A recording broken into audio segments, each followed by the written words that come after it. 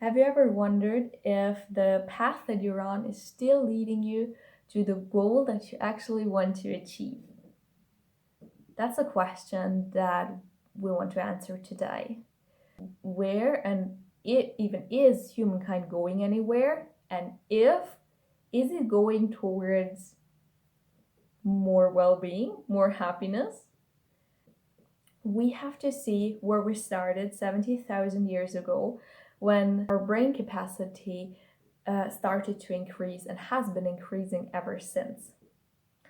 In these 70,000 years, we as a humankind have been able to tackle and address the three most challenging threats, namely war, hunger, and illness. Of course, people are still suffering greatly from war, hunger, and illness today. But it has been minimized to an extent that more people are overweight than starving from hunger. More people living in a country that is not in war than a country that is currently at war with some other country. We aren't threatened by small minor illnesses anymore. I know we're currently facing a fucking pandemic, but there is already vaccines for that. And this within less than a year. This is a progress that hasn't been thought possible for most of the time of human existence.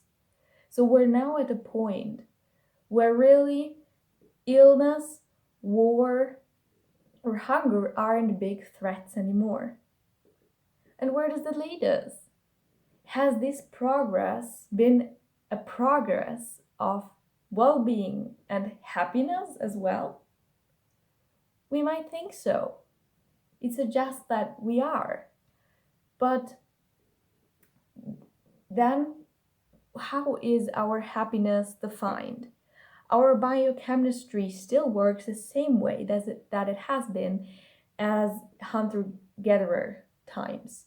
So, still the same neurons, nerve synapses, and hormones are at play. Let's compare some medieval farmer with a modern businesswoman, okay? So the farmer, he has a house that he has just built, which makes his happy hormones sparkle up because he's built something with his hands. The businesswoman, she has a lot of money on her bank account. Man, she's really rich. But looking at those numbers on the screen doesn't really sparkle anything for happy hormones. So in fact, she's feeling, more miserable than the maybe sick, stinky farmer guy who's really poor. But that farmer guy, he has a family. He has his second wife because the first died during childbirth, and also some of his children already died, and one of them is really sick. But at the end of the day, he comes home to his family. They eat together, they laugh together, and it's quite a lot of fun. But the businesswoman, she doesn't have any time for any of that. She doesn't really have any contact to her parents or any of her old friends anymore because she's too busy for that. She's busy working, and she really needs time for herself. So there's not much social interaction going on. In fact, that's not so good for any of our happy hormones. So also in the social interaction point, unfortunately, we have to say that she's feeling more miserable than the farmer guy. Last aspect, even though the farmer is really poor, there's a lot of shit happening to him really, and his life is super hard. He knows that at the end of his life, and whatever happens to him, his life is in God's hands, and whatever happens is for a greater purpose, and that someday he will rise up to the angels in paradise. The businesswoman, She doesn't have any of that satisfaction because she knows that there is no proof of God. She doesn't believe in angels or heaven or hell or any of that. To her, she doesn't really even know if there is a sense in her life. And that again makes her quite miserable. So, do we need a sense in life? Do we need social interaction? Do we need a social belonging? Do we need something that we feel we achieved and built with our own hands? Yes, yes, yes, we still do need that.